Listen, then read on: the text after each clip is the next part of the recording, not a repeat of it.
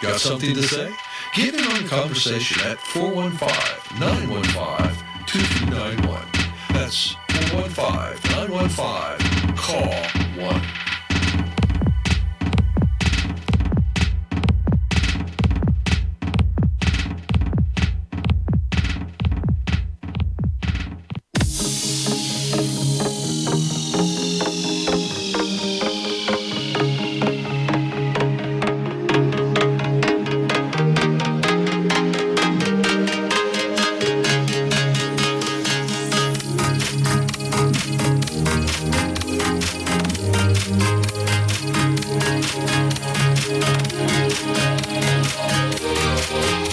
Welcome to Conspiracies Against Wellness with your host, Janelle Elgoway.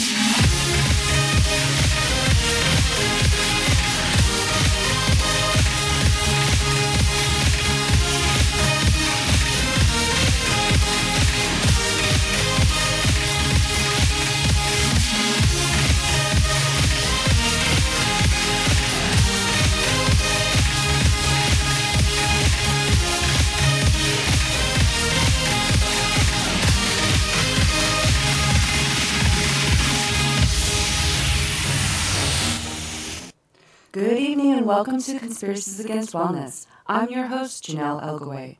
Tonight's guest, Dr. Steve Ariens, will join us. If you have a question, please call in at 415-915-2291. You can also listen and chat live with our audience from our YouTube channel, Conspiracies Against Wellness livestream. Next week's lineup is Dr. Klein and the Doctor's Corner on Tuesday, and Dr. Stephen Henson will be Wednesday's guest. And now for tonight. Welcome, Steve, to Con Nation. How are you this evening? I'm fine. Thank you for asking me to join you. Absolutely. So would you mind telling me a little bit about yourself personally and your professional background? Well, I'm a pharmacist, which now some people refer to as a legacy pharmacist, because I was trained and educated in a time frame where patients were important and running them through as fast as you can was not. When I got out of school, probably about 70% of the pharmacies, community pharmacies, were independents. And there's a different mindset within independent. I had my own store for 20 years. I always had a little trouble fitting into the chain mentality because patients were just, in my opinion, a vehicle or a catalyst to make money for them. And helping them was not a high priority. So I've worked in hospitals, I've worked in retail, I've worked in long-term care, nursing homes, I've worked for chain pharmacies, I've been regional directors, I've been store managers, you name it, over the since I graduated in 1970, just about every segment of where my license would allow me to work. Okay. So what do you think about chain pharmacies compared to a mom and pop pharmacy? The chain pharmacies today are only interested in getting you in, getting your money, and getting you out. Okay. In my opinion.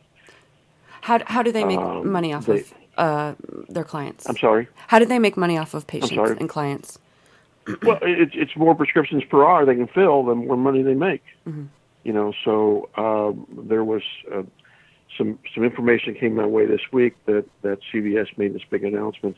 They were giving everybody pay increases, and then I heard right after that they were cutting staffing hours to compensate for the pay increases. Really? Okay. And how is that supposed to help? So, well, it doesn't. It allows them, you know, because they were doing PR with the pay increases, but they weren't announcing the staffing cuts. And all that means is fewer staffing hours to do as much or more than they did before, which only means more errors. So how do independent pharmacies get paid compared to chains? Well, the pharmacy industry, community pharmacy industry, 80-90% of all prescriptions are paid for by a third party, what they call a PBM, prescription benefit manager, which is oftentimes the paper shuffler for the insurance companies.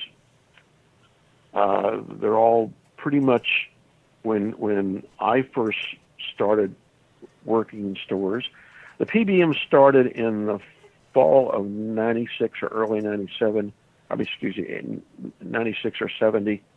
It was a result. It came out of a UAW contract that was settled in the fall of 69 with Ford, GM, Chrysler, International Harvester, and John Deere. And that was the beginning of it. Before that, everything was cash or store charge. Pharmacies, again, independents, were large. This is before credit cards were widely used. And the independents in particular, some of the small chains did too, carried their own accounts. We have some questions from the audience. They wanted to know, where have you worked in the West, and did you ever work in Denver? No. My home base. My wife and myself are from Southern Indiana, and we live right on the Ohio River, and I'm licensed in Indiana, Kentucky. And my entire life has been working on one side of the river or the other, in the Louisville, Kentucky metropolitan area. So your wife is a chronic pain patient, and you are kind of one. Can you explain this more or go into details? Barb has a number of issues. She's been a chronic pain patient for 30-plus years. We started dating in the fall of 65. There's some things we look back upon now going, oh, that's where things, she had some aches and pains and weather changed. And back then, she had a rheumatic fever as a 14, 16-year-old. And back then, the thoughts of it was that a female who had rheumatic fever would end up being a rheumatoid arthritis patient. Okay. It's now been proven false. But that's what we said, well, that's where she's going. She now has an implanted morphine pump. She's on her second one. The batteries last 5 to 7 years. This one, the battery is slated to go out first or second quarter of next year. So she'll be getting a new pump. And she goes over to the clinic on the 14th to get this one filled. And we're going to try to talk to them about doing it before the end of the year because we don't know what CMS is going to do with opiate. And we get the pump in, they'd probably be less troublesome getting it filled. Now, has she had any issues since she's had this? Like, has she always had one doctor with the pain pump? Yeah, she goes to University of Louisville hospital, it's a teaching hospital, and there's a pain clinic in there. And we tried other pain doctors, but just couldn't. They were wanting to do things that I wasn't comfortable with. And for one thing, a lot of them use compounding pharmacies for the medication they put in those things. And if anybody wants to see the worst case scenario, do a web search on New England Compounding Center. That was about in 2012. They ended up killing 70 people and making 700 seriously ill. Wow. Over the contaminated products they put out. So I was insistent upon, there's only one commercially approved product for the pump, and I was insistent on only trying that as the first effort. And the clinic over at the University of Louisville Hospital, there's a med center attached to it, it's a teaching hospital. They were in agreement, so worked for me.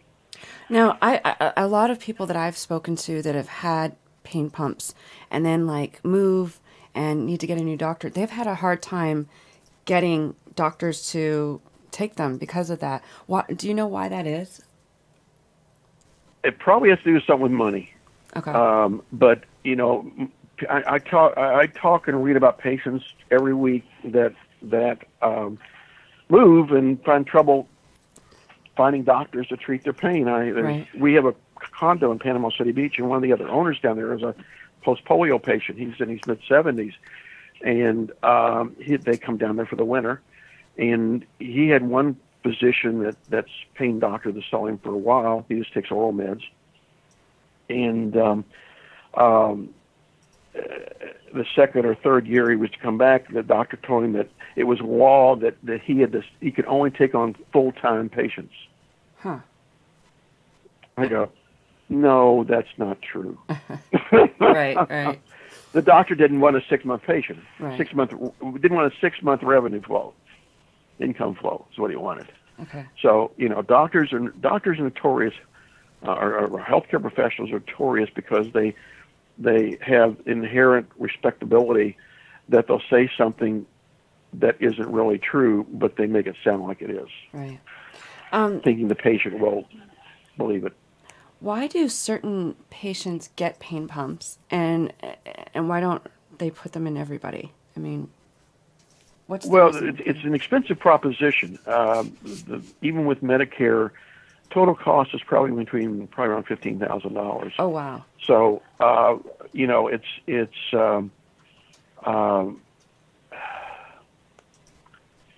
and they're time consuming to fill. Right. From the physician's standpoint. There's some inherent risk with filling them because you're going directly into the spinal fluid, which is a sterile environment. Uh-huh. In not all physicians feel confident doing it. Right. That's every healthcare professional, I don't care who they are, whether they're a specialist or a garden variety general practitioner, even pharmacists, we tend to settle into some areas of specialty. Mine happens to be pain, because I've had to live with it most of my life with my wife, and it's just secondhand. But I see it, and I've seen it daily for decades. So when I was out in the community, patients go, "You really get this, don't you?" And I go, "Yeah, I do." Yeah, I was going to ask you, how has that helped you? Or, I mean, have you been able, when you talk to other pharmacists, were you able to kind of give them a little bit more insight or anything like that because of the position you're in and what you've had to live with? The most of the pharmacists have their mind made up, and it's like ignorance encapsulated in arrogance. Uh-huh. It's difficult to break that outer shell to try to. You can educate ignorance. Arrogance is another whole animal to deal with, and sometimes you can't get past that. So what are the major problems with pharmacies today? What's going on?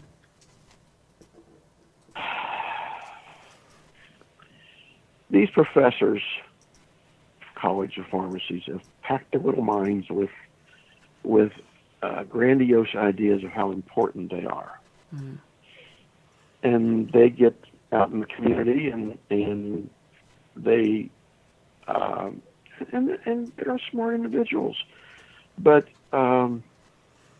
it's just that a lot of them don't know how to communicate with the doctors. A lot of them don't know how to approach them when they have an issue. A lot of them take up issues that are so nebulous. Our PCP is about 5 years younger than me, and often when I'm in there and we talk shop a lot, me and him, and he goes, "You wouldn't believe what some of these pharmacists are calling me about." And I go, "Yeah, I will." Tell me. And it's nebulous stuff. Okay, it's really nebulous stuff. Well, wouldn't you would think that doctors and pharmacists would have a close relationship with a patient, but is it not like that? The medical profession, and it seems to be worse in nursing homes. With the nurses, everybody's an adversary. Everybody's fighting about something. And I go, aren't we supposed to be working in the patient's best interest? What's your problem? You know? Right. And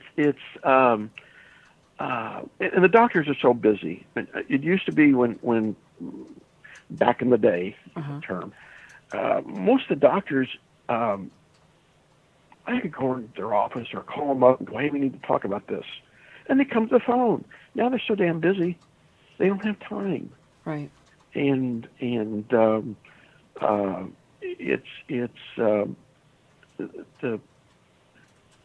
The treadmill has been turned up umpteen times. Yeah. For everybody. Well, it seems like okay. So it seems like everything's kind of just breaking down because there's not enough time. People are trying to make more money, I guess, and they're trying to see more it's not necessarily make more money. It's the Or- insurance companies are cutting what they're paying for an office visit or what have you, filling a prescription. Yeah. And I mean, actually, GP salaries are falling. Really? So yeah. And our PCP was the same way. And 3 or 4 years ago, he said it was a 6-physician practice, very busy practice. Mm-hmm. And I was in there, and he said, next month we're selling out to the hospital. He said, last year I saw more patients than I've ever seen before and brought home $40,000 less. Wow. And that's not untypical of what's going on out there. Right. And and they sold to the hospital, and a year or two ago, that hospital sold to a big hospital in Louisville. So, I'm just waiting for somebody. Kentucky has different rules than Indiana does. I'm just waiting for a fight. What kind of fight? Our PCP is very, very liberal with treating pain, but I'm just concerned that somebody from the executive suite in Louisville is going to come down with some edict and play God or doctor or somewhere in between. And what would happen if that happens? Well, I mean, I've had patients tell me that the doctors who go into become an employee of a large organization go. I had one patient, one female up in northern Indiana. She went to a hospital group that professed to have on their website 452 outlets, hospitals, urgent cares, et cetera, et cetera, et cetera. And her doctor said, I got an edict from upstairs. I got a letter. Says, if you prescribe any more opiates, you're fired. Really? Yeah. Wow. And I hear this more and more, whether it's the insurance company, whether it's a PBM. And I think on Dr. Klein's last night, I think there was a lady talking about taking a benzo, and she was taking the expensive long-acting hydrocodone. Yep.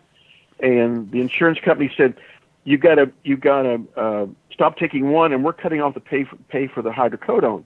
Well, of course, the benzo was probably $15, and the hydrocodone was $1,000 a month. So they made that financial decision. Right. Oh, so is that what it is? Because I thought it was you have to pick one or the other. Because I've heard that too.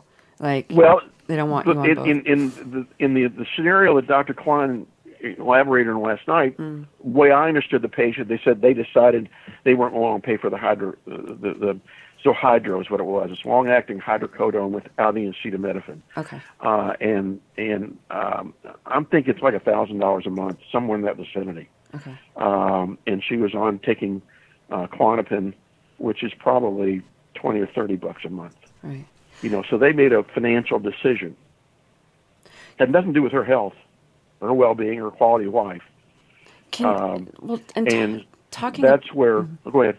Oh, well, talking about financial situations too, can you explain to the audience that when, say, if you go into your pharmacist, if you ask for all right, say I'm getting hydrocodone, and if I asked, what is the price without my insurance, or what is the price with the insurance, or whatever, can you explain that and what that is and why it's important that people need to do that? I think you're referencing what they call the gag order with prescription benefit managers. Okay, what the gag order is that the pharmacist can't tell the patient that they can cash it out and be cheaper, less expensive. The patient asks, they can tell them. So it's the pharmacist can't initiate the information. Okay. That's what the gag order is. Why do they? Some states that are. Why do they create that? What's the purpose of it? Well, because there's been instances of some insurance companies saying, like, the the patient has in this tier of medications, usually most of them have 4 or 5 tiers, and this tier, your pay is $25, and they charge you $25.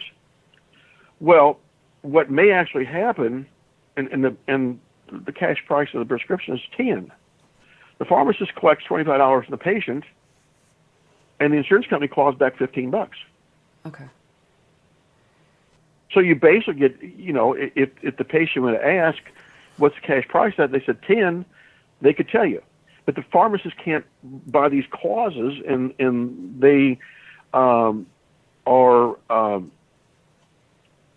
they'll cancel the pharmacy's contract if they violate Right. this. Okay, so basically, I can't, so you can't, so say you're my pharmacist, you can't say, hey, you know what? Yeah. It's $5 cheaper if you go out of pocket. Yeah. You can't say that. But if the patient asks, how much is that if I pay cash? He says, it was $5 cheaper. Well, they'll go that direction. Right. Great. Do it. Nothing wrong with that. There was a thing I got tonight from a law firm that Express Scripts was sending out information. Let's see, what was it? It was a contract or some sort of agreement to sign that the pharmacy was not doing mail order more than 10% of their business, because that competes with their mail order business, Express Scripts. So, and if you didn't sign the letter validating that you didn't, they were cancel your contract. Really? Wow. Now, keep in mind, there's Optimal RX, Express Scripts, and Caremark, which is part of CVS, do about 80+% of all the prescriptions, third-party prescriptions. Okay. So if Express Scripts cancels your contract, depending on how many people in your area have that particular PBM, it could be from uncomfortable to devastating from a business perspective. Right. But I had a situation. I was PIC, pharmacist in charge of a young company that had in-house pharmacies and outpatient mental health facilities. And one of the major PBMs, which was called Medco, which later merged with Express Scripts, wouldn't give us a contract. And the people at corporate was a little upset. And I go, wait a minute, we're in Kentucky. Kentucky has what they call an any willing provider law, state law, and they have to. The attorney for the pharmacy board didn't know about it. I had to get a senior attorney in the AG's office in Frankfurt to dig it up. Wow. Once I dug it up, I sent it to corporate. They sent it to Medco, and everybody got their contracts. Because we did a lot of mail order. And that's why they didn't want to give it to us. If you have a complaint and go to the pharmacy board, what happens? Probably nothing. Really? The pharmacy boards, there was an article in USA Today by Kevin McCoy about 8 years ago. But 75% of the pharmacy boards are stacked with non-practicing corporate pharmacists. And what that is pharmacists who works for Walgreens and Taylor's and Walmart and et cetera, sit on the pharmacy board. They're not going to do anything. I mean, and the chains are now probably 65-75% of all the community outlets. They're not going to do anything. People complain because they're not going to go in through their employer. And who does the checks and balances on the board of a pharmacy? Anybody? The oversight? Yes. These are all political appointees by the governor, for the most part. Okay. And they're all paying back political favors from campaign contributions. And I can almost guarantee you that those pharmacists aren't the ones who's making the contributions. It's the chains they work for. Wow. So I was down in Florida at a board meeting in 2015, and I looked up the board down there, and the lowest ranking chain pharmacist on the board was a district manager. District manager. That was the lowest ranking. That was the lowest district manager, who means it's non-practicing. Wow. Wow. Yeah, so I said that was the lowest ranking chain pharmacist on the board. I can't believe that. And which is typical for the across the country. Well, that's the way it is. Hey, we have some calls. Do you mind if I take a few of them? Sure, take them. Caller from area code I'm here for 218. What is your name and what is your question? Hey, Janelle. Hi, Dr. Steve. Well, my question, is, I've been a loyal patron of Walmart.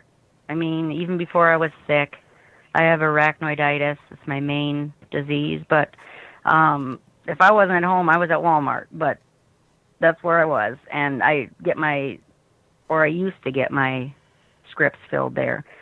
And the local one that we bought a house here, 2 years, and I knew they were changing some things at Walmart, but I thought it only affected newer clients. And I went in, and I had them hold on to paper scripts, because before that, my doctor, he did e-file, but he retired. And, I said, would you hold on to these? And they said, sure. I mean, they knew me my first. Anyway, I went in there to get my prednisone and B12, and the new pharmacy manager walked up to me and he goes, we're not going to be able to fill these. And I just thought, what? No. I said, why? And, my caregiver, my other half, he said, why not?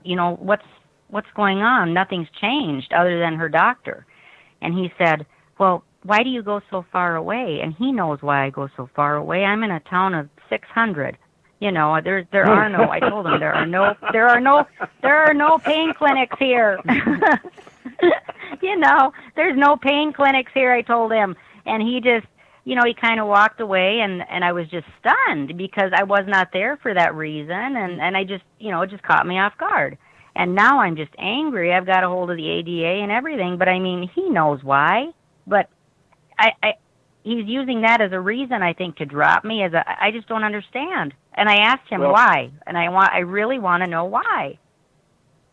The reason he. Do you have any inclination? Yeah, I can tell you exactly what he's doing. Okay. The DEA, in their infinite wisdom and their infinite medical experience, says that a patient throws a red flag if they travel any distance to see a doctor or get the prescriptions filled in the pharmacy. I've heard horror stories of even if there's no pain clinic around, they can still use that. They the DEA they filled them for 2 years. Well, I believe you, but yeah. Yeah, but that's I know a Walmart pharmacist. What part of the country are you in? I'm in Minnesota, northern Minnesota. Okay. I'm right by Canada, basically. So you're. But what really Minnesota. caught me off guard? I used to live in Kentucky though for about a year, but another thing that was different. He looked me up and down, and I know I'm a pretty good profiler of people. I just kind of can read what's going on, and I have a horrible tattoo on my arm from when I was a younger teenager. And prior to this, I'd always had a jacket on or a leather jacket. Young and very irresponsible, yes. And so I went in, the snow was finally gone. I think it was 50.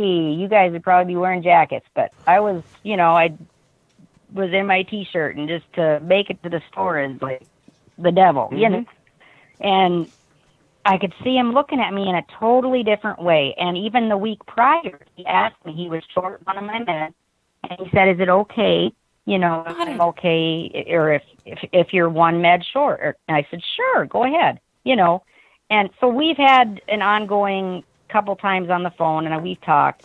I just don't think he really likes me, and I think he judged me, honestly. No, but there's no way to prove that. I think it's coming from upstairs. I agree. I had a pharmacist that worked for Sam's in southern Florida, and in the Naples, Sanibel area, very senior area. And he had a very large chronic pain patient base, that legit base.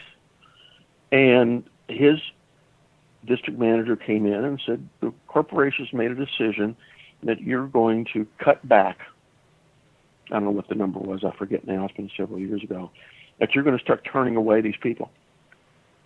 You can only fill a certain percentage of your business with opiates or controls. And he pushed it as hard as he could.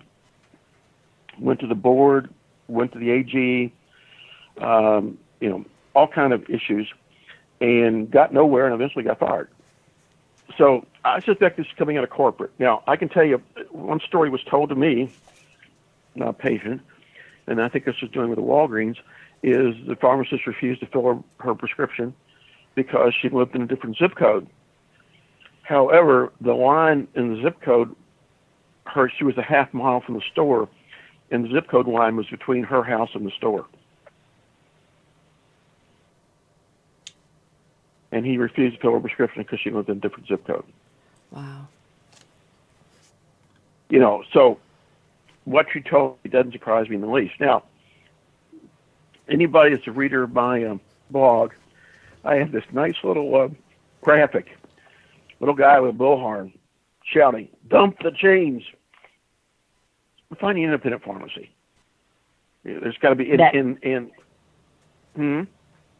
there? Yep, we're Yeah, here. I'm here. Oh, I just heard beep. Oh, I didn't know if I was, but yeah, I'm in a mom and pop pharmacy for sure now. And Okay. but the thing How that much gets farther me do you is have to travel? How much farther do you have to travel? it's actually shorter. But the thing is, they are not transferring my other scripts. It's like they're holding on to my others. You can keep your opiates, but we're gonna make as much money because you're so sick off of these. It's been 2 days. And she called twice today, the pharmacy manager of this mom and pop pharmacy, and she still hasn't gotten anywhere with them. But I've also heard about a gal. What's that? Go ahead. I'm sorry. Oh, I was going to ask the difference. See, I think you're right about this corporate decision or something. I guess I'd feel completion or something, hearing something from them as to a truth. But I was told, I've read about a woman whose husband got throat cancer, and he was given some liquid pain I medicine. read that someplace yes, and Walmart wasn't going to fill it. Yes, no, they weren't going to fill all of it. They were going to fill part of it. Oh, I heard all of it. But anyway, once she said That's cancer, they said that changes everything. Yeah. See, they don't know what we. Someplace. Yes, but I have a lesion on my brain too. They don't know that, I mean. Well, the other way you can do this is call your doctor's office up and just explain what's going on. Just call in new prescriptions to the independent. Screw them. Right. That's what I want to do anyway. I'd rather give it. Yes, that's for sure. Yeah. Just I agree, Dr. Steve. Don't fight with them, and then when it's all said and done, then do file a complaint with the probably your attorney general's office has a consumer protection department, and the pharmacy board, that because those prescriptions technically are yours. And he marred them. He marred my scripts. I thought, how am I going to bring these to a new pharmacy, because the pharmacy text barcodes on them, and he had ripped them off. A legal document, and you could see through it. Was almost transparent to the other side. Well, I can tell you what happened is generally speaking, the techs do most of the upfront work. They put them in the computer, they generate labels, they put the stickers on the prescription, and they passed it to him, and he goes, "I'm not doing it." So it was an after the fact judgment call. Exactly what I can tell you exactly what it is. So it's not fair. But see, they won't tell you the truth, because if they're telling you the truth, they'd be admitting to, because you're part of a protected class under the Americans with Disability American Act. Disability. That's right. So if they told you the truth, they'd be admitting that they were discriminating against you. Right. Because they used to be, when this whole thing started in Florida about 5 or 6 years ago, the pharmacists down there would go, I'm not comfortable. Well, I'm sorry, I'm not comfortable. It's not a factual reason. So now they're saying I don't have it. I have so many darn diagnoses. He wouldn't even know what if I told him what I had, they're so rare, he wouldn't even know what 3 of my central nervous system diseases were. I know that for a fact. It's such a small area. I wouldn't know what they were either. So. I think, every time I think of you as an Aries. I'm sorry? Oh, I think she's off. Orion. Oh. Am I saying it right? Orion? Okay. What I'm trying to figure. My last name is Ariens. It's like the lawnmower or the snow thrower up in your area. Okay, I wanted to say it right. Okay. Well, you know the lawnmower or the snow throwers up in your area? That's the distant part of my family. Oh, gotcha. So I have a question. Do mom and pop pharmacies have trouble keeping up with the chains? Do you know? In what regards? Well, in the regards of like business-wise, I mean, like, are they able to get the business? Are they able to? How are pharmacies able to make money? Because I know now a lot of the chains also, they have food there. They have everything. I go to a mom and pop. Okay, well, the mom and pop is 95% prescriptions. Okay. You also notice that one thing, the prescription department is probably about the same size as the chain store. The only thing really different is the front end of the store. Okay. Mm-hmm. So when we're comparing apples to apples, the prescription department, and there's 3 major wholesalers that do 89% of the business. But the independent doesn't have a district manager running around. Doesn't have a corporate headquarters to support. It's probably open about 60 or 70 hours a week versus 160, 68. They're not open 168 hours a week, 24 hours a day. I mean, they're a much more efficient operation. That's why you'll see more staffing in an independent than you will a chain, because they're trying to scoop off that money. Because they have stockholders they have to make happy with profits and dividends. And it's entirely now. There was a study recently in the state of Arkansas. The state treasurer and the Arkansas Pharmacy Association did a price survey or a reimbursement survey on, I think it was 275 drugs, and they found that our friends at CVS Caremark Silver Scripts, when a patient had a prescription filled at a CVS store, they would pay the CVS store on average $60 more than they pay any of their competitors. Wow. How come? They were padding the books because they own the PBM. If it was a Part D, they owed the Silver Scripts. And they own the pharmacy. And pretty soon, the way things are going, they're going to own Aetna, which has 42 or 43 million beneficiaries. Yeah, I was going to ask you, what do you think about pharmacies buying into health insurance companies or vice versa? Well, it's kind of falling into what Obama had in mind with Obamacare and what they called ACOs. It was originally that healthcare professionals would group together probably around a hospital and be paid per capita. You understand that term, when they get paid so much per person per month to take care of the person. Right. And they become their own self-insured entities in a town. And it's kind of falling to that. My initial thought is less choice, poorer care, and poorer outcomes for the patient. Well, and they're monopolizing everything, it seems. Well, it's not monopolizing so much as once they get their hooks into you. Yeah. I mean, like when this thing with CVS or Cigna's trying to get Express Scripts, CVS gets those 43 million of Aetna.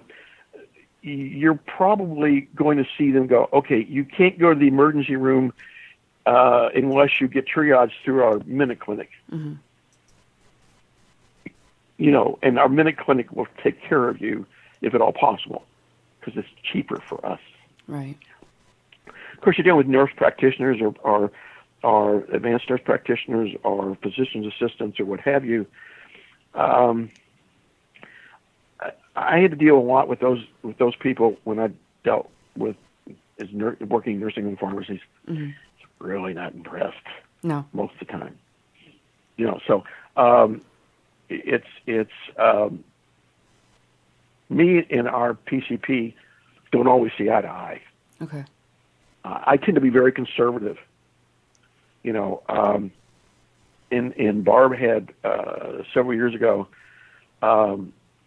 developed AFib, and she was in the hospital for several days, and the cardiologist came in, and he said, "We're going to discharge her on Xarelto." Mm-hmm. And I got over your dead body. We're going to do that. That thing has no antidote to it. She goes bleeding, and 17% of the people bleed out. Wow. No. So I will reluctantly allow you to discharge her with Pradaxa, because you can put a person on dialysis, and if they start bleeding, and take care of it. But as soon as I got her out of there, I went to PCP and I said, warfarin.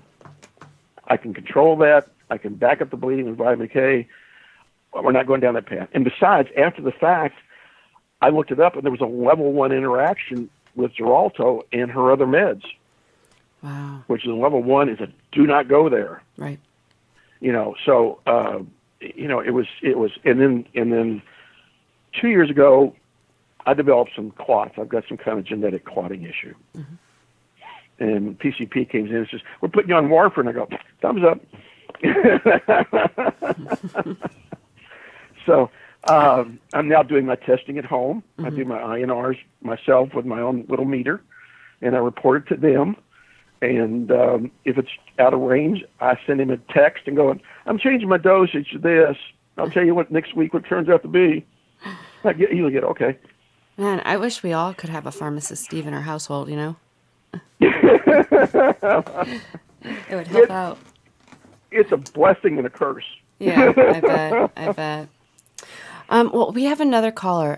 Caller from area code 916. What's your name and what is your question? Hi, Janelle. This is Pamela. Hi, Pamela. Hi, Pamela. Hi, Dr. Steve. What a great show. Thank you so much for being on. I do have a question. Something has changed. I have a background as a hard Western trained nurse through a UC system. I've noticed in the last 2 years, I didn't really pay attention prior to it. Now it seems, God forbid, if you call a day or two before this new magic number to calling your meds, and if your medication reads 122, they will give you the lower amount and make you go all the way down to 95% out of your meds before you can call it in. If you call it in early, what they call early, it's a day before the actual medication is supposed to be filled, you are now deemed. They are now, such a CVS, since we've been bringing them up so much, literally it is prohibiting you from getting your medication when it's supposed to be filled. Can you explain what is going on? What is the thinking there? These pharmacists, anybody, they're changing the nomenclature out there. It used to be we had addicts and we had people who were dependent on opiates. Now they're saying anybody who takes opiates greater than 90 days, legally or illegally, has an opiate use or an opiate use or abuse disorder. There's no more addicts. There's no more pendency. You have an opiate use or abuse disorder. These pharmacists seem to believe that they don't realize that pain is subjective. They don't realize that your pain will vary. While you always have pain, if you're one of those what they call intractable, one of the 20 or 30 million people that they call intractable pain, 24/7. You always have pain. The intensity of your pain varies, hour to hour, minute to minute, day to day. Right? Right? Okay. Their world must be full of perfect circles. That's the only thing I can figure. Because so they're legally allowed. Is this now a new FDA standard that they're standing upon, or is this a private? Each pharmacy is different standard that they're standing on. Because I've never noticed before where if you call on the 30th and your medication's due on the 2nd, no. If you call on the 30th, there's something wrong with you. Yeah, and you will get your butt chewed. Okay. My first thing with when I run into these perfect circle pharmacists is I say, okay, can you look at somebody and tell me how hungry they are? How about how thirsty they are? How about how fatigued they are? You can't do that? And you expect a doctor to look at that patient and tell them how much pain they're in? Mm-hmm. At different times of the day? Do you eat the same thing every day, at every meal, every 4 hours? Do you drink the same thing every 4 hours? Do you sleep the same number of hours every night? They tell you yes, they're lying to you. Right. But that's all subjective. That's all subjective to the patient. So who is giving the power to these pharmacists to live in these perfect world pharmacy circle matrix? Some of them, in my opinion, a lot of this stuff's coming out of corporate. Okay. From my little friend with the blowhorn going dump the chains. As I said before, these pharmacy professors are filling their little heads with all this crap of how important they are.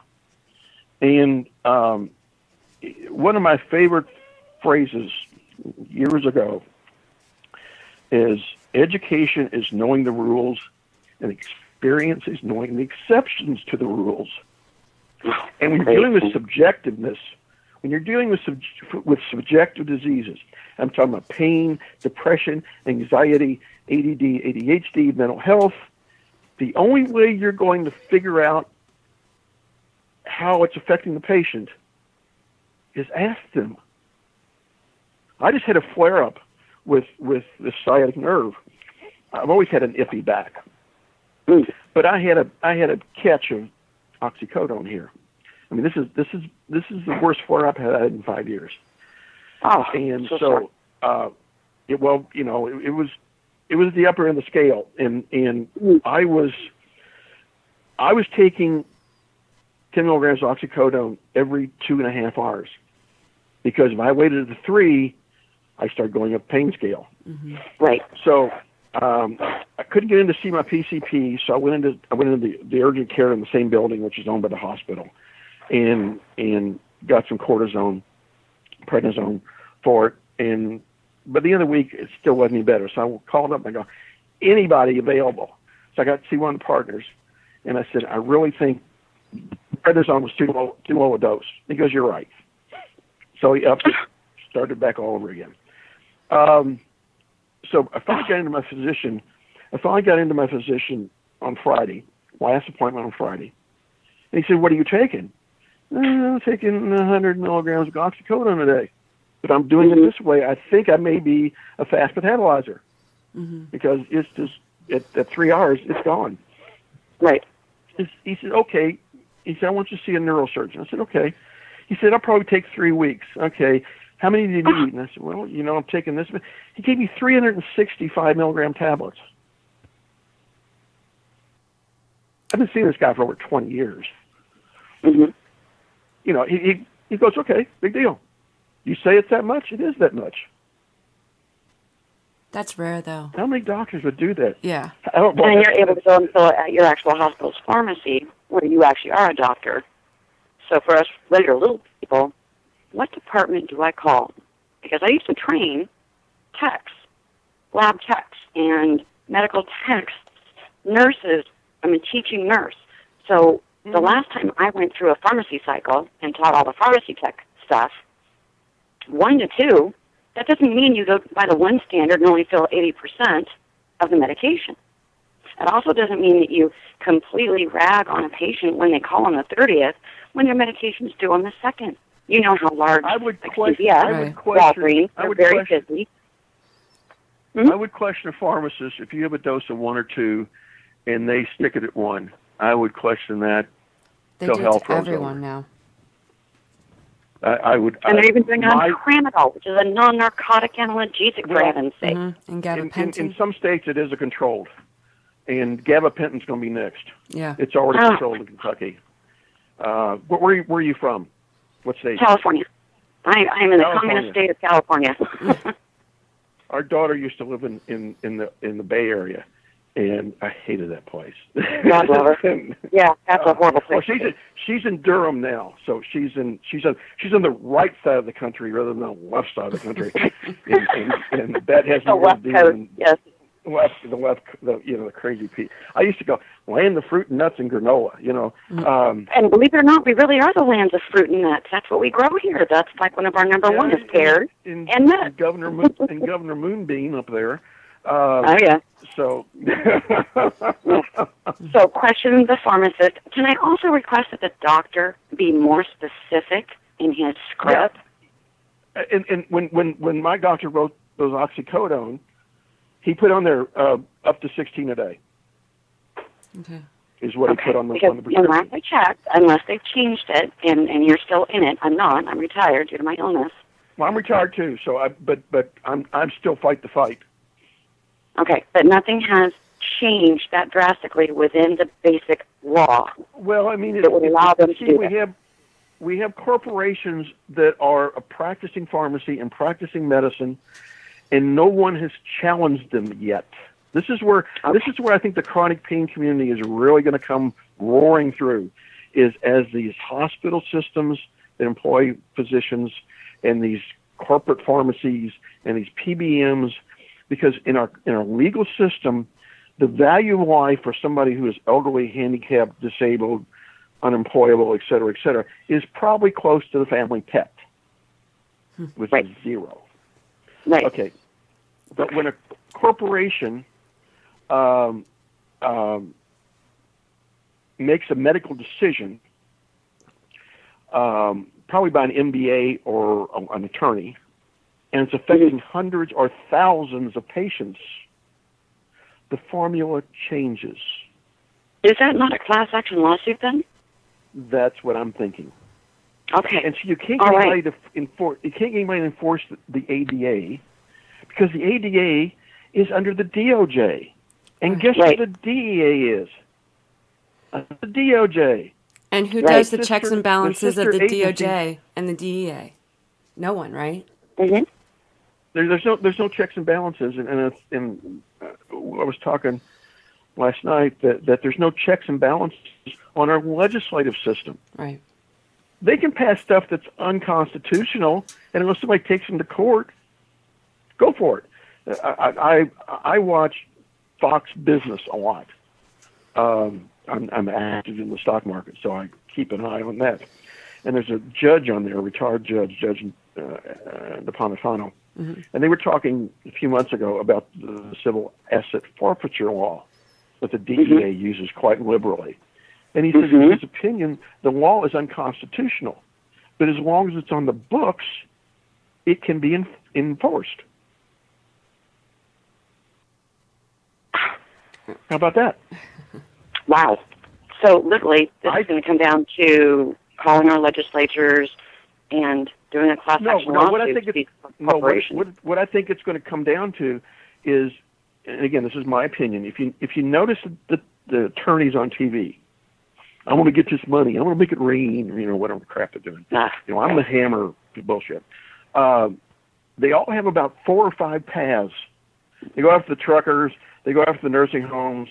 They get vehicle accidents. Yeah, those kind of things. They haven't figured it out yet, this path of deep pockets.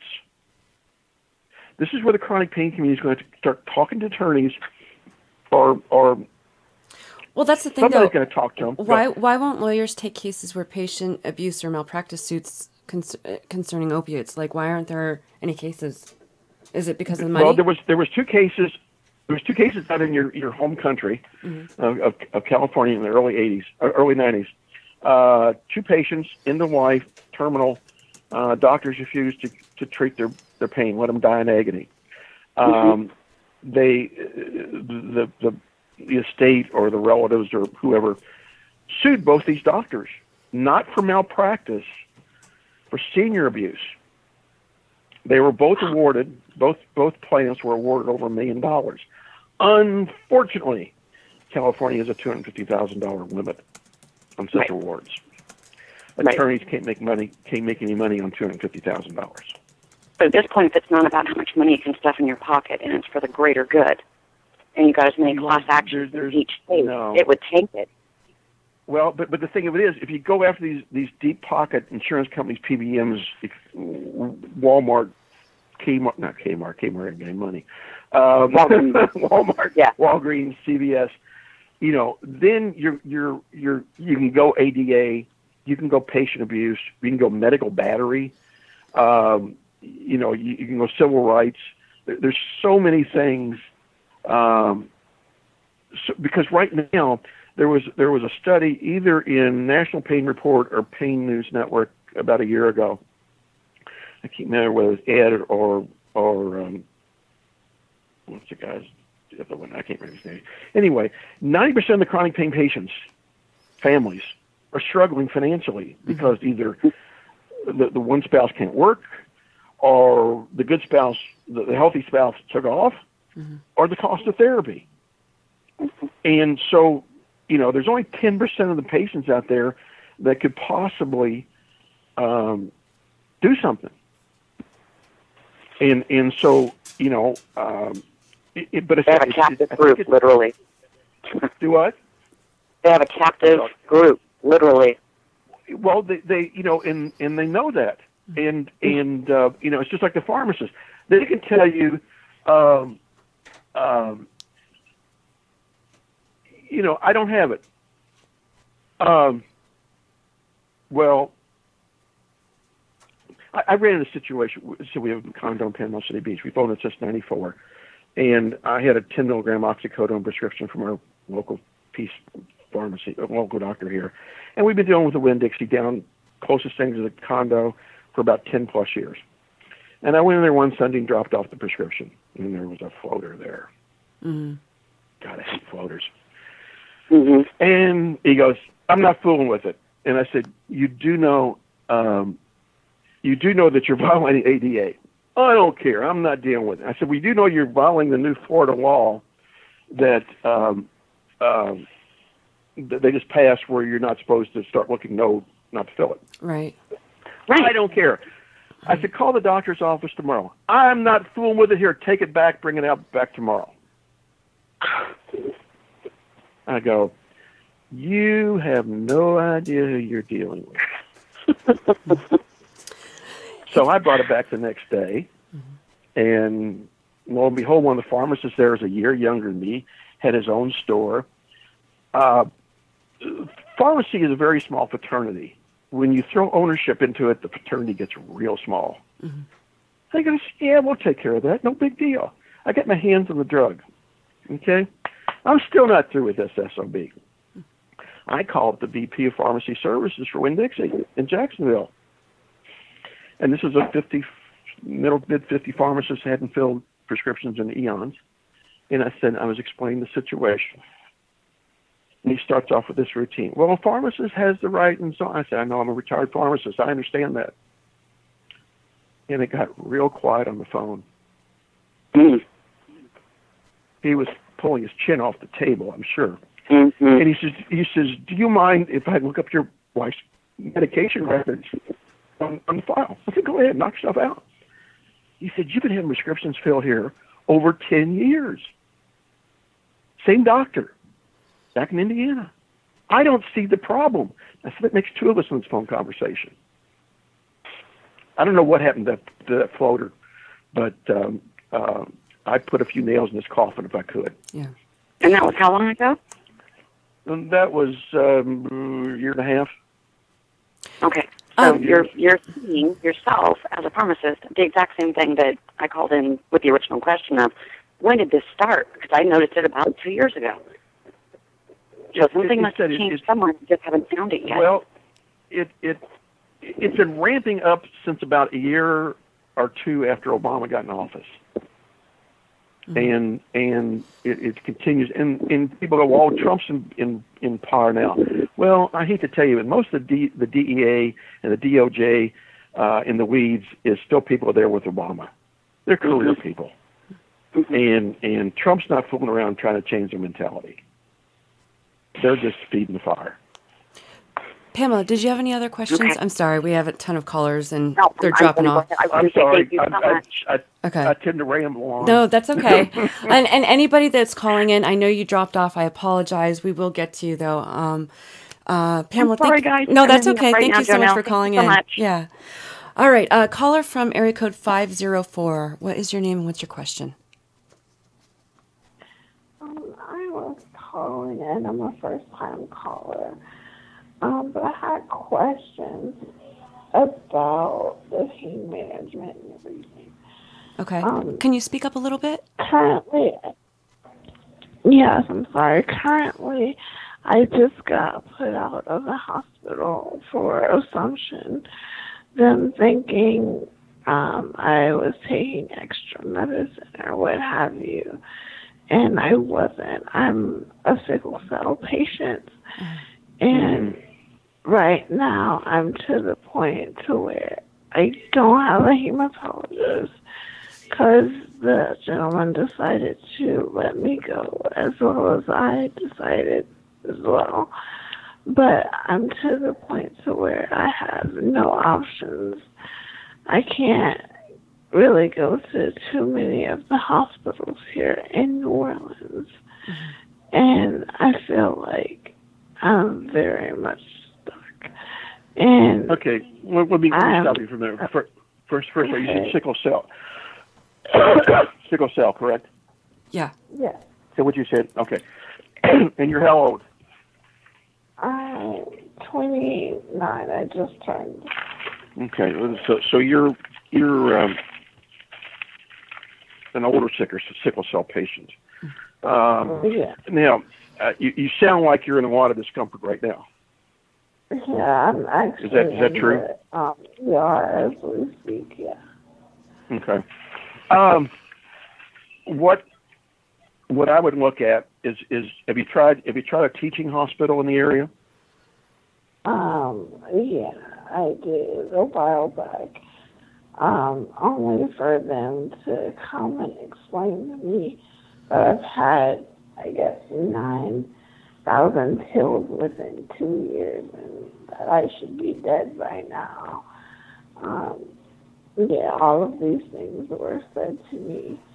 I'm to the point where I can't, I guess I go to any facility almost because of them putting drug seeker and everything in. Okay, let me ask you another question. Medicare, Medicaid insurance? Do you have Medicare or Medicaid insurance? I'm sorry? Medicaid. Medicaid, okay. Yes. What you need to do is there's an 800 number for CMS, which is Center of Medicare and Medicaid Services. It's 1-800-Medicare.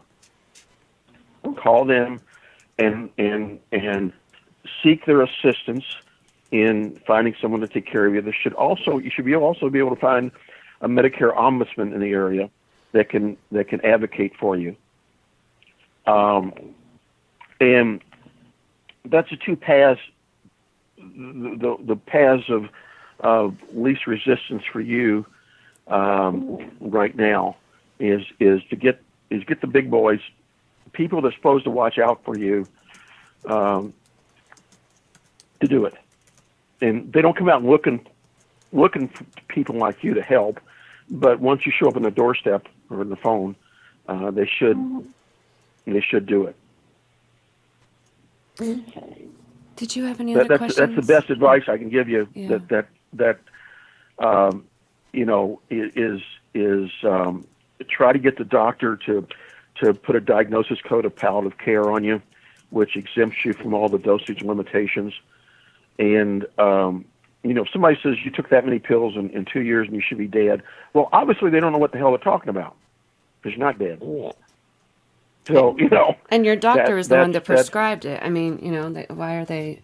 Yeah. They should have a talk. But the fact of the matter is that challenges their medical expertise right off the bat. Right. Because it's obviously it didn't do it. So, but that would be the two paths I would take. As I said, is find a Medicare or Medicaid ombudsman and call the 800 Medicare number and see what you can get somebody to advocate for you.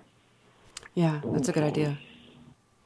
Because I know you're probably at your wit's end physically, mentally, and emotionally. So you're not in a good place to advocate for yourself. So you need to use the least amount of your personal resources to find somebody else to advocate for you. Mm-hmm. Does that make sense? That's what I've been doing, yes. I'm to the point now where I'm taking legal actions against the hospital that put me out and everything. But that's a long progress. That's a long process. You need to find an advocate that can work the system now to help you deal with your pain, with your, because the longevity for sickle cell patients isn't that terrific. Right.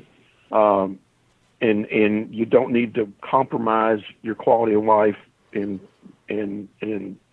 your life expectancy by waiting for our legal system to kick into gear. Okay. Okay? Thanks for calling, though. All right. Thank you for calling in. No problem. Thank you. Okay. All right. We have another call. Caller from area code 262. What is your name and what's your question? Hi, Janelle. Hi, Dr. Ariens. I just think the DAA lies at the bottom of all this. I think the CDC guidelines would mean very little. I think Dr. Fear would disappear with if we could get the existing law to back down the DEA. I mean, you look at who they're terrifying, and they have no case. They have no case all day. Mm-hmm. Anyway, they have no legal authority, is what I think you're trying to say. That too. Where is it coming from? And there's the public perception that opiates are the devil and things like that. And in the news, screaming opioid crisis and the pictures of addicts. Of course, we understand that they're in a very desperate situation, but that there's 10 times more pain patients who've been cut off to take care of them. Let me try to remember what I was going to say now. Yes, we've been dealing at Twitter. I'm F1 Rocket, and we've been getting to know each other, and I go off half-cocked sometimes. I do that a lot because I'm very angry. I have a congenital canal stenosis and foraminal stenosis, and we cut off the whole thing. Here in Wisconsin, which is closed up tight, I don't know anybody that's being prescribed here anymore. And yeah, Wisconsin, right in the middle of the medical school Golden Triangle between Rochester, Chicago, and Madison. And I don't know if it was Golden Triangle, but what was I going to say? This supply problem. I mean, it'll all be a moot if the supply. So if there's no supply, we could be. Everything could. All the pressure could come off tomorrow, and if there's no supply, would you comment, please, on what this supply, these vicious rumors about a low supply mean? Thank you. Well, thanks for calling, Rocket. A couple of things. Back in the 90s, the Congress gave some financial incentives to the drug manufacturers to build plants in Puerto Rico, and so there was like 43 different farmers down there. And if anybody's paying attention to the weather, last year, was it Hurricane Maria that flattened the island? And all the manufacturers that are down there and parts of the island still in electricity. Mm-hmm. So that's part of the problem. The other part of the problem is that the DEA has the authority to dictate production limits for each of the farmers for each of the opiates. They have been cutting overall production limits by about 20-25% a year, and 2018 is the third year they've done that. Mm-hmm. So 18's productions are going to be less than half of what they were in, counting back, 15, 14, whatever it was. That's the other part of the problem. Legal prescriptions are down double digits. Mm-hmm. Opiate deaths, opiate OD deaths are up almost triple digits. Unfortunately, which nobody tends to listen to or believe, is that the vast majority are dealing with illegal fentanyl coming out of China or Mexico and heroin. Because the media says fentanyl, and everybody thinks there's only one fentanyl that's illegal in the United States, and it's fentanyl citrate. And there's about 18 different analogs, illegal analogs coming from Mexico and China of different potencies. One is that carfentanil. It's an elephant tranquilizer that is. Well, and it's easy for them to change it, isn't it? All they have to change is the molecule. Yeah, I said there's like 18 different analogs that we know of. Right. Yeah, it's tweaking the and they what I've been reading is that fentanyl is so much cheaper than heroin. Oh yeah. That they're mixing on the streets and everybody's dying from, heroin was originally, and it's still used in some part of the countries, some part of the world, as a pain management drug legally. It's 2-3 times more potent than morphine on a milligram per milligram basis. But in this country, they decided that they didn't want it being legal, so FDA never approved it. But that's what I'm seeing right now as the reasons for the either the shortage or the theoretical shortage. What about there's so many facts out there. There's so many facts out there that seem to have little to do with the truth. What about that's true? Why are so many medications, and I know it's mostly injectables, running out? Also, why are we having that issue? That's what's mostly in Puerto Rico. Okay. That's most from the hurricane in Puerto Rico. Yeah, was it Maria? Hurricane Maria, I pretty believe. well flattened the island last year. Yeah, so that's why they're having shortages. Because I know there's shortages always of medications, but it seems like there's a lot, especially with pain medications. And that's, I said there was 43 farmers took the Congress up with those financial incentives to build plants in Puerto Rico back in the 90s, and we're now paying for it. I understand that Congress has since stopped that, so they may not rebuild in Puerto Rico. Wow. They may come back to the States or someplace else, hopefully. Wow. All right, we have another caller. Caller from area code 406. What's your name and what is your question? This is Dr. Mark Ibsen. Hi, Dr. Ibsen. How are you? Oh, my God, I've heard of him. He's a rebel rouser. He just causes all kind of trouble. Well, I've been listening, and I want to appreciate what you're saying, and appreciate everything that you've done. For those listeners, Mark and I are old friends. Emphasis on the old. Emphasis on the old.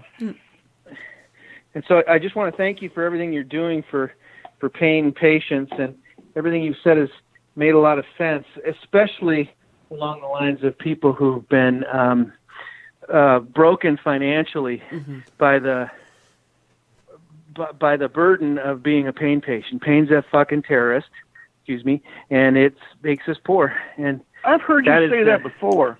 that is a difficult position for patients to be in, but I think you're onto something around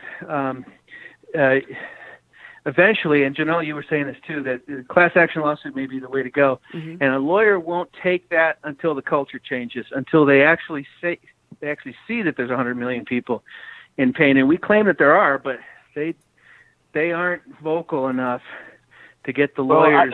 My opinion is there's probably 100 million chronic pain patients, but the really serious ones, there's about 20 or 30 million that are intractable, 24/7. Right. I fall into the other 70 million because mine comes and goes. Right. Mine comes and goes. But I think, doctors do this, pharmacists do this, attorneys do this. They get locked into a pattern of doing something, and I think the attorneys are locked into a pattern. The ones that are personal injury attorneys, that they're going after nursing homes and truck drivers, and they've got these certain paths, and they haven't seen this path yet. And I think that's where the chronic pain community and even some of the doctors have got to talk to their attorney friends and go, look, you need to pay attention to this. This is where it's at. And people like you and people like me and Dr. Tennant and Dr. Klein, they pull us into these things. We can rip these corporations apart on what they're doing. Yeah. And they got deep pockets. And frankly, I could have ripped apart the district attorney in Ravalli County in Montana about Dr. Christensen, and they knew that, which is why they prohibited me from testifying. So I think we just have to continue. I have several lawyers that I continue to cultivate. I've not been successful, but we must continue to cultivate them. And I paid one guy, even if several of us paid a few $1,000s for him to look into suing an entity in Montana, and they ended up not doing it and kept our money.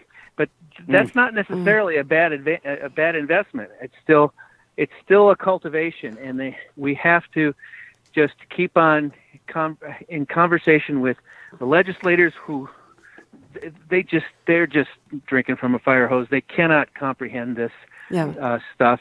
But lawyers, I think you really made a great point, Steve, that once the lawyers see that, oh my God, there's a lot of money here, that's going to shift it. Yeah. And we've got to continue to present that to them. And when they see the ADAs being violated, and senior abuse, patient abuse, medical battery, et cetera, et cetera, et cetera, and if there are, and if we can find some of these large hospital corporations where there's a physician or two who's just getting ready to retire, that just got the letter, you're not going to write opiates to your patients, and so they're ready to walk out the door. Right. They're going to be pissed and ready to take on the people that made them break their oath of doing no harm to their patients. Yeah. Right.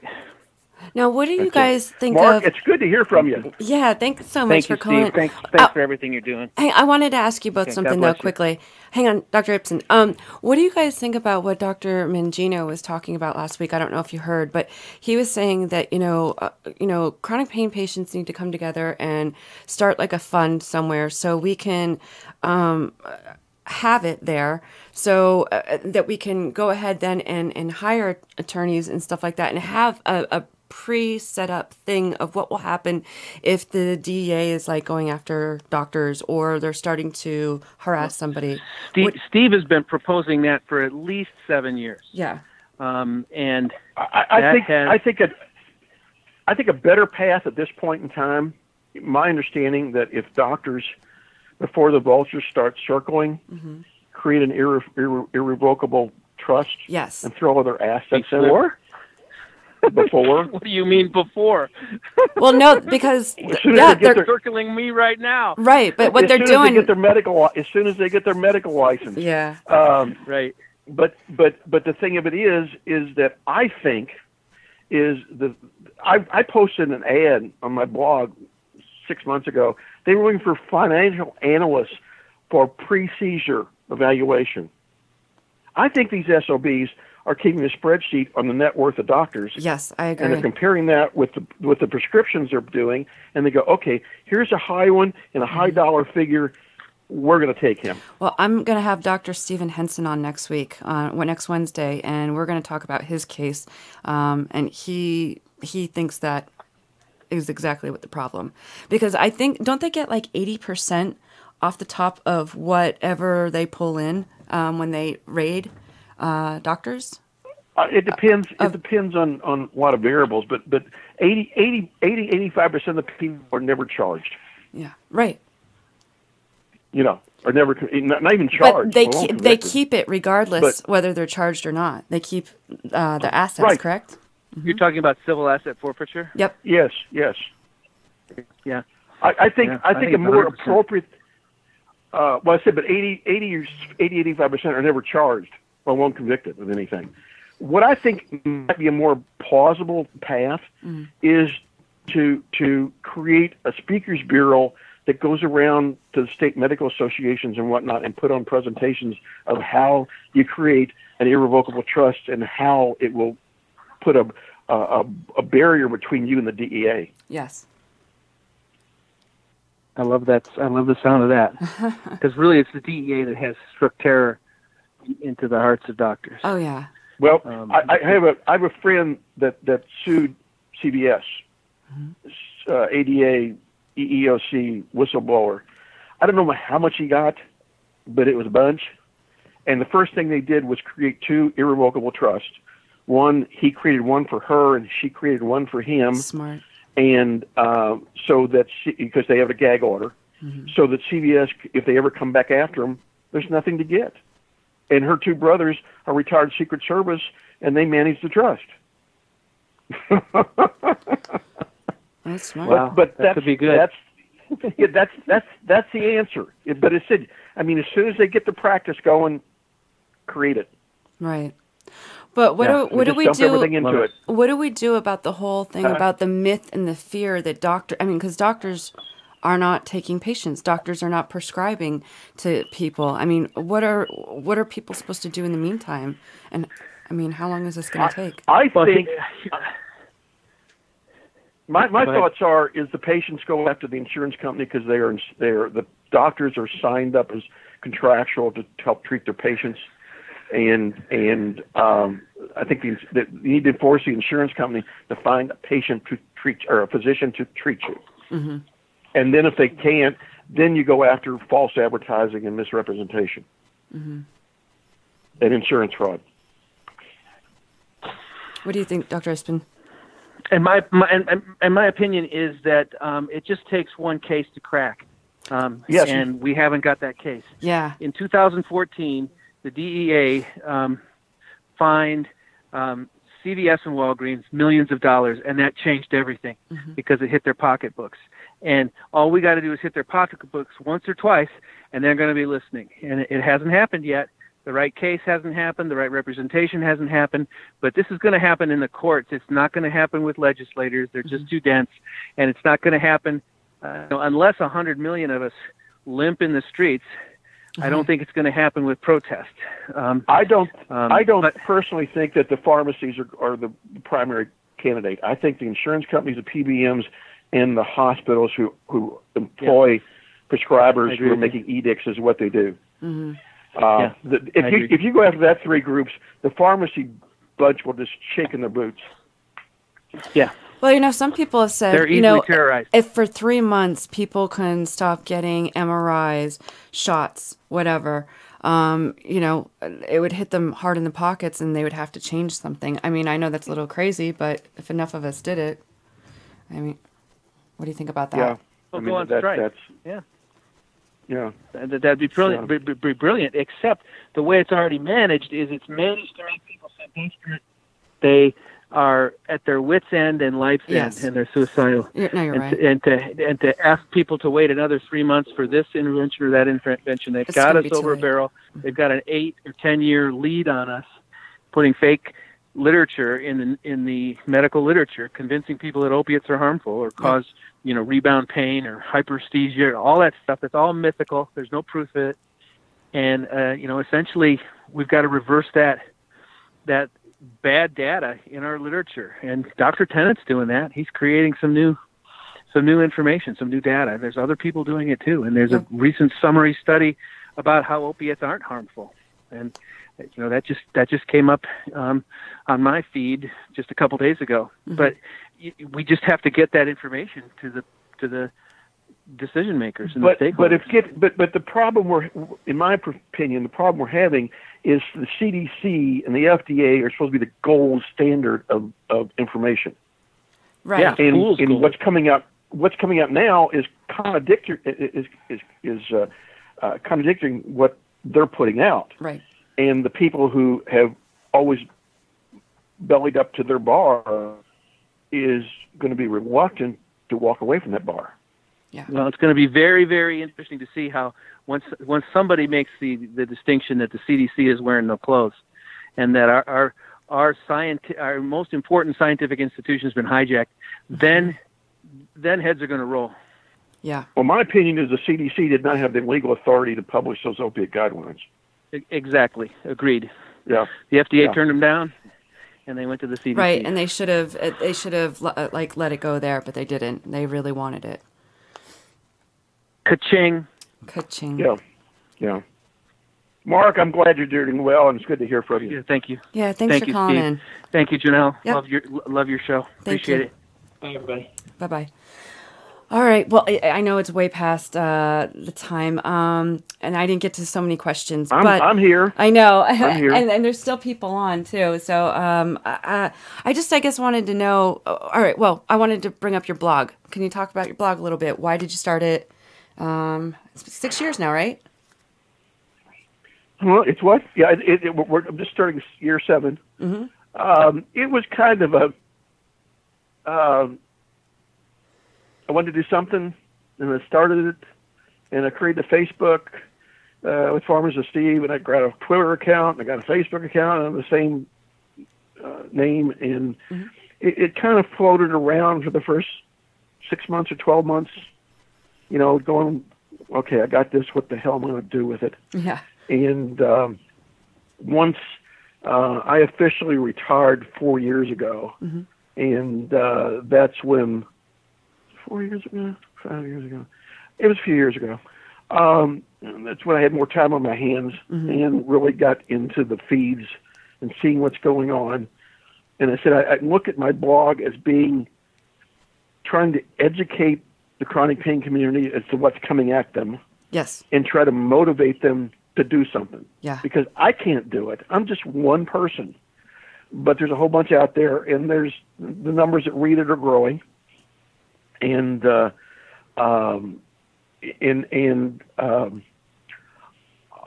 obviously, I'm making some inroads with some people that want to do something. And I'm not an organizer, but I can draw roadmaps for other people to do something.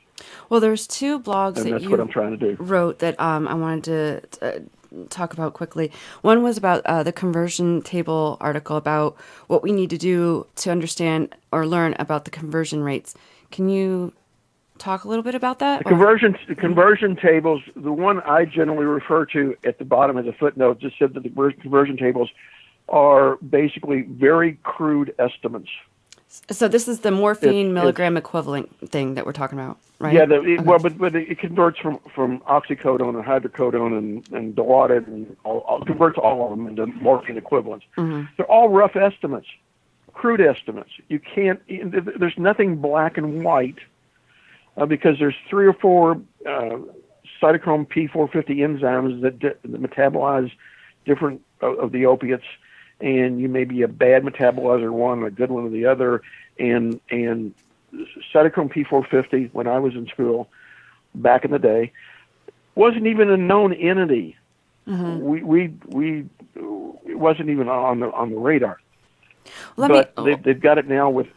Go ahead. How can the CDC then? How can anybody want to make a 90 MME then if there's no research behind this? I mean, the CDC is supposed to be the king of research, right? And numbers. Well, but yet... if you what's been reported, the studies that the CDC used to come to this opiate dosing guideline parameter stuff. The studies usually are rated between 1 and 4, 1 being good to excellent, 4 being poor to crap. The vast majority of the studies that the CDC used to come to the conclusions was rated either 3 or 4. Okay. So when you use crappy, poorly organized studies and you come to a conclusion, guess what your conclusion is? Crappy conclusion. Crap. Yeah. Okay. Yeah. What about... But they had the reputation of being the gold standard. Right. Well, they're not going to anymore. And Kalandi was in that bunch. Ballantyne on the University of Washington, who was a known opiophobe. Yep. Kalandi and was it Friedman that was head of CDC at that point? I think so. It was okay. Anyway, whoever was head of the CDC at that point, him and Kalandi went back to their days at the health department, either at the state of New York or the city of New York. They were old friends. Okay. That's how Kalandi got involved. Somebody also wrote earlier that they're saying that Kalandi is saying that now it has to be lower than the 90 MME. Have you heard anything about that? I've seen some places talk about 50. I haven't seen him per se, but he's also going out and saying high doses are worthless. You know, bad news, bad business. Well, this is the, and he has no. Go ahead. Well, if this is supposed to be about overdoses and addiction, what does it matter about an MME? Does it matter? I mean, there's no research that's going to say, you know, if you're taking 50 MME, 90 MME, 200 MME, that you're going to have an overdose or you're going to become an addict, right? There was and last night was with Dr. Klein. The first time I heard the A and B scenario with addiction. Yeah, he came up with that, I believe. Well, whatever it makes logically sense. So, I mean, there was a study out in Las Vegas where only 1 out of 400 ODs, that's 2.5%, had one sole drug, which was a legal prescription in their toxicology. 2.5% of the ODs had only one substance, which was illegal, right? Which was a pharmaceutical grade opiate. Because I can't say legal for opiates, because once controlled substance transfers hands from who it was prescribed to who it wasn't, it becomes illegal. Right. So, but that's 2.5% that had one pharmaceutical grade opiate in the toxicology report in an OD. But they didn't carry on the data to see out of that 2.5% who had a legal prescription. Right. Still only 2.5%. I mean, that's still awful. There was a report in Boston Globe 12 months ago that 8.3% of the ODs toxicology showed a pharmaceutical grade opiate, which they did have a prescription for. Now, they didn't carry that out and say how many other substances, which typically are 4 to 7, they didn't carry out the data and say, okay, they had a legal prescription for the opiate, but what else is in toxicology? Well, when are they going to start doing the entire research? You think that they would have done all that already, but obviously they didn't. So well, the problem is we have 4,000 different county coroners in this country, right? And what is required to become a county coroner is even from having a GED to having some medical background, licensed physician. Okay. So you get somebody who has a GED, you're going to get a different opinion than somebody who has a medical license on the cause of death. Right. So across the board, we have to have a certain level of education. Then. Standardization. Right. And standardization. And the forms are different. Every state has a different form. Right. So there's no standardization in education or in reporting to the CDC. Well, who's going to hold them to that? Like, why haven't they done that? Probably money and power at the state level. I mean, is that something that our audience could start writing about and saying, hey, we want standardization. We want, across the board certain things. I mean, it's like everybody's heard of the prescription monitoring programs that each state except Missouri has. Right. How many people knows in 2005, Congress passed NASPR, which was the National Prescription Monitoring Program law. Okay. Congress failed to fund it. So what happened to it? We have a law they tried to refund it in 2016, and it failed again. It has to be something with state politics. Because here we have 49 different states running 49 different infrastructures and don't know how many different computer programs and this infrastructure and cost and whatnot in 49 states. Wow. And all we need is, probably, of course, a whole lot more computer power, but probably 5 or 10% of the manpower. Yeah. If NASPR was ever funded. Bush 43 signed it into law. I think it was in 2005. Okay. Well, is that something when we go into our lawmakers and are advocating about this stuff? Is that something that we could bring up about NASPR? Why aren't you getting it funded? You're going to have to do it, but the feds are going to have to tell the states to go kiss their ass and shut down their programs. or transfer their data to NASPR, which means that there's 49 pharmacy boards that are going to have a hissy. Yeah. Because they're the ones that are running it. And they got the budget and the infrastructure and all the other stuff. And if you ever want to talk about how bad the PMPs are, yeah, healthcare professionals have no way of validating driver's licenses. What do you mean? I thought there was this machine that they put it under the back of your card. No, they just read the barcode on there. Go do a web search on how to get a fake driver's license. Yeah. The last time I ran that, I only got 8.5 million responses. Oh my gosh. Okay. I have my senator from Indiana. We go back to pharmacy school. We had stores in adjacent cities, and I've been bugging the hell out of him. I'm going, he's got a very small district. I said, let's set up a 30, 60, 90-day program for the pharmacies in your district. They're all the pharmacies are along as one road. Mm-hmm. It's about 3 or 4 miles long. And I said, we'll just check and see if the driver's license are valid. Not do anything of that. Make a copy, give it to the police, but just see if I'm right. And what did you find out? I will back off. He wouldn't talk about it. I wouldn't. Wouldn't talk about it.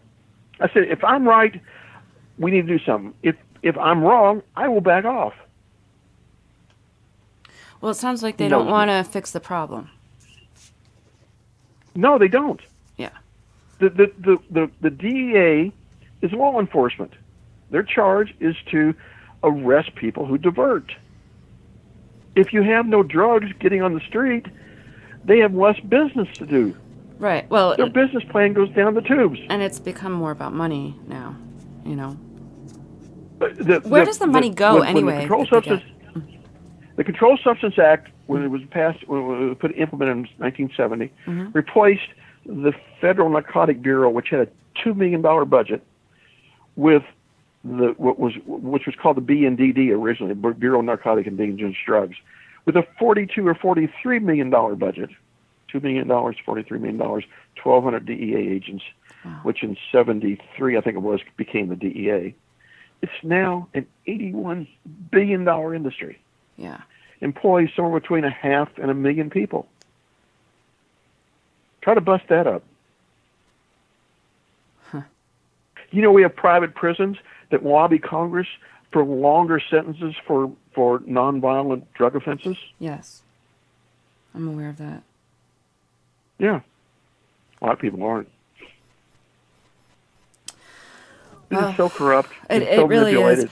Hey, you also blogged something about suing the CDC guidelines. Was that what it was? No, I was challenging the constitutionality of them. Gotcha. Challenging the constitutionality if CDC had the right to publish them. Mm-hmm. If they didn't have the legal authority by statute to publish those, then they go away. But see, when you challenge something on a constitutional basis, there's no money in it. Well, and the thing is you just spend money to. Has it ever? Has it ever been this out in the public before about the CDC and about the DEA and all these, alphabet I really things? Because nobody's like really checking them, are they? Sorry, I didn't mean to interrupt. No. The executive, the legislative branch has no checks and balances on constitutionality, including the fact that 40% of Congress are attorneys. Well, and that's scary to think about that. Yes. Well, if you really think about it, all 3 branches of the government are dominated by attorneys. Right. 40% in Congress. Of course, the judicial branch of the DEA and DOJ and the Supreme Court and whatnot is all attorneys. And then Trump has Sessions around him. Mm-hmm. He has Christie around him, and he has Kellyanne. Oh, Conaway. Yeah. The blonde. Conway. Yeah. She's an attorney. Conley. Yeah. So Trump has circled himself with attorneys. So the attorneys have infiltrated the whole 3 branches of our federal government. Right. Huh. Do you know we have twice as many attorneys in Congress than we do vets? No, I didn't know that. Yeah. There's about 100 vets and there's about 40%, which would be about 220 attorneys. Well, and if you remember, it always seemed that politicians, well, I mean, vets turned into politicians usually. Well, it seemed like that at least. It's changed a lot now.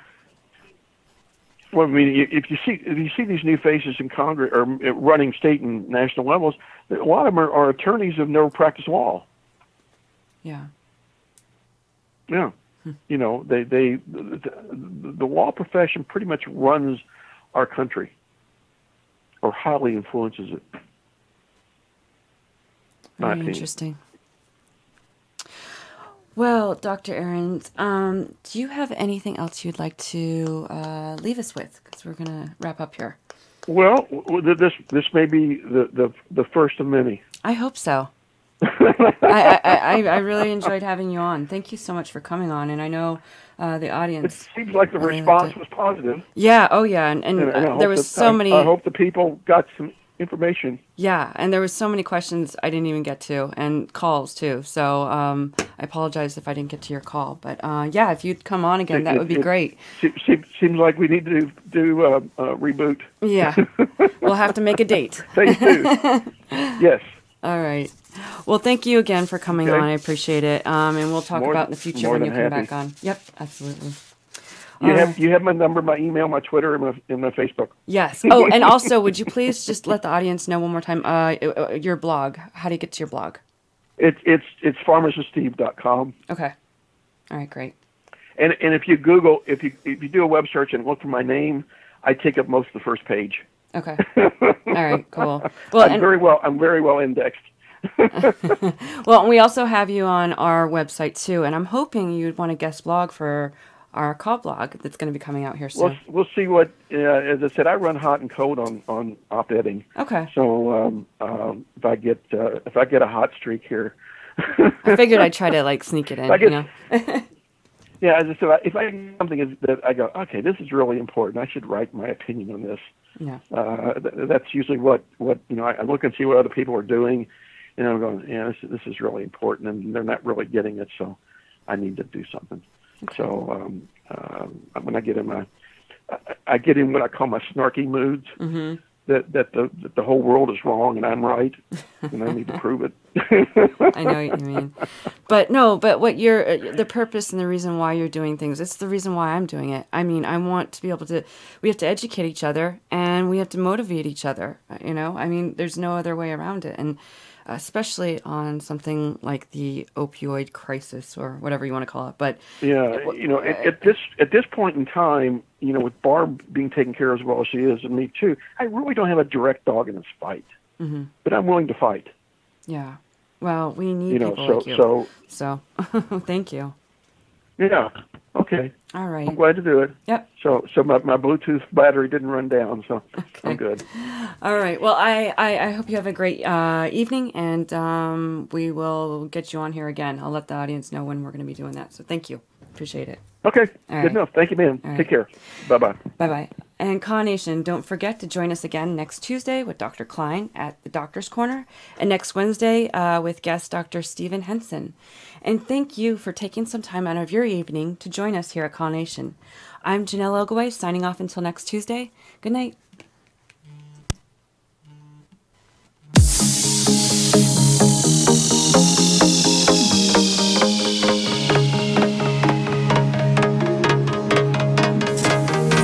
Listening to Conspiracies Against Wellness with your host, Janelle Ogaway. The opinions expressed on this program are those of the host and callers, and not necessarily those of EXG LLC, its employees, or sponsors.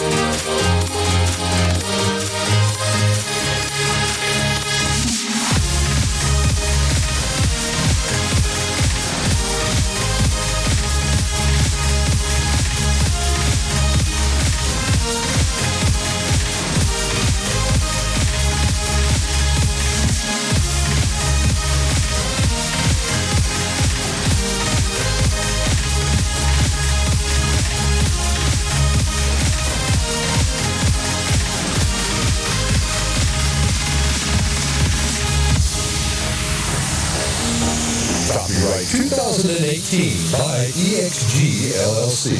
All rights reserved.